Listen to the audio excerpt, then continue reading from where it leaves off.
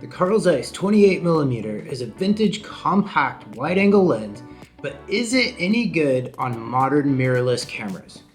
Welcome to the channel, everybody. I am a huge fan of shooting vintage lenses on my Sony A7 II full-frame mirrorless camera. That said, I took the Carl Zeiss 28mm f2.8 lens out for a walk around the city. So stick with me to see how those images turned out.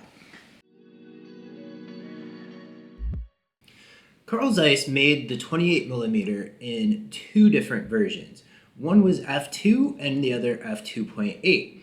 I'm shooting with a f2.8 with a contact Yashica mount. This focal length really is an interesting focal length because it sits between the more popular 24mm and 35mm lenses that we see today. So really, is this a lens that you need in your bag? Well, the only way to determine that is to look at the images. The first thing I do when I get a vintage lens is test if it's sharp. There's so many reasons why a vintage lens might not be sharp. It could have been mishandled, who knows, maybe it was dropped in the past and you just don't see it, or maybe it was just a bad lens to begin with, or a cheap lens that was never sharp. Anyway, I like to test this by taking a picture of a sign that's right outside of my studio.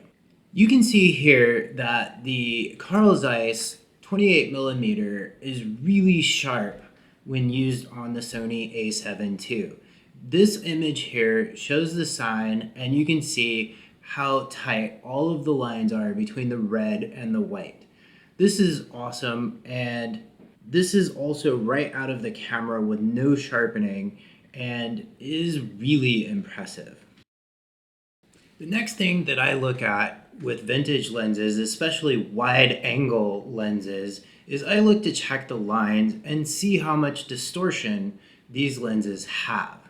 With this image, we can see there is very little distortion with this lens. Specifically in the lower left corner, the stairs are straight. While there is a little overall distortion, it is minimal, and while it can be removed in editing, it is so little I would probably leave it as is. This image shows really good texture, gradation in the concrete, and amazing micro contrast. These are all things that the Carl Zeiss lenses are known for.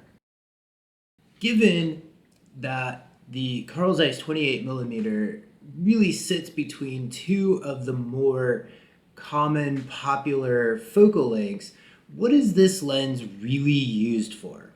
Well, the short answer is a lot of things. As you saw before, it's really good for architecture. It's wide enough that you can shoot it indoors and not need much space away from whoever or whatever you're taking an image of. And as you'll see in this next image, it's good for cityscapes/landscapes. It is wide enough to capture a wide view and keeps a good focus on the city while also maintaining the foreground and midground in the image. There's a couple of things to point out here. The sky has lots of good contrast, especially since this was shot without any polarizer or neutral density filters. And we see a lot of vignetting in the corners, kind of common with vintage wide angle lenses. The light here wasn't very good to begin with, but this image and the sign image I showed earlier do show the corners going really dark. The vignetting can be easily removed in post, but I didn't do that. I wanted to show that in this image so that you could actually see what the image looked like out of the camera.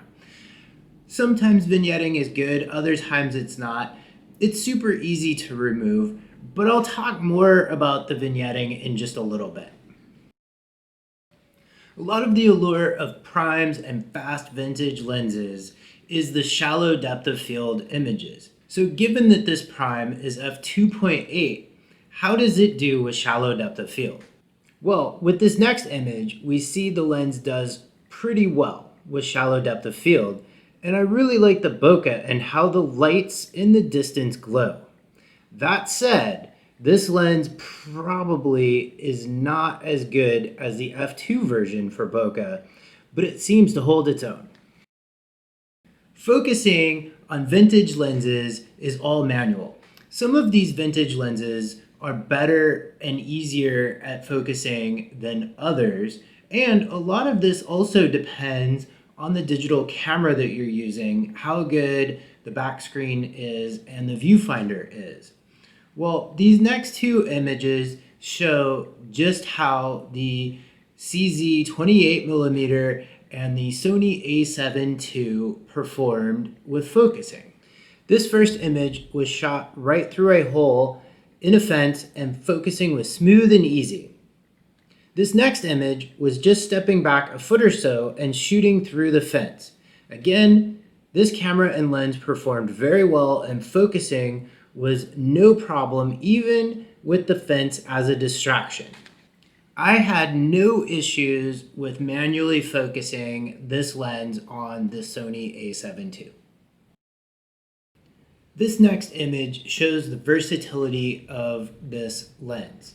This image shows how the lens has a really short minimum focusing distance and can be used for tight images as well as landscapes. This makes this lens very versatile and could even be a nice walk around, do everything lens for the person that only has room for one lens in their camera. Overall, I think the Carl Zeiss 28mm f2.8 lens is an awesome lens for the person that likes primes and wants something a little different than the modern 24mm and 35mm that are available. This lens pairs very well with the Sony A7 II and produces good, sharp images. That said, this is not a perfect lens. The biggest concern that I have is the vignetting. While this can be removed in post, it does create some problems if there's shadow noise or some of these things that then has to be dealt with and then has to be dealt with and keeps going. So that does concern me a little bit, but in most cases in the images that I took with the lens, it didn't bother me, and it's actually something that I probably won't remove from the images because it does produce a style to those images that you don't see with a lot of the modern lenses. So, is this lens worth the price? Well, at the time of making this video, I found good copies of this lens anywhere from $100 to $300 US online. At that price, this lens definitely goes into my vintage lens bag and is a lens that for the price I will use a lot. Don't forget to hit the thumbs up below if you like this content and subscribe to see more of it. In the comments, let me know, do you have experience with this lens? What's your experience? What are you thinking about with this lens? What other vintage lenses do you really enjoy that are in this wide angle range? If you want to see more about the A7 II and how it works with vintage lenses, click the video up here, and until next time, enjoy your photography journey.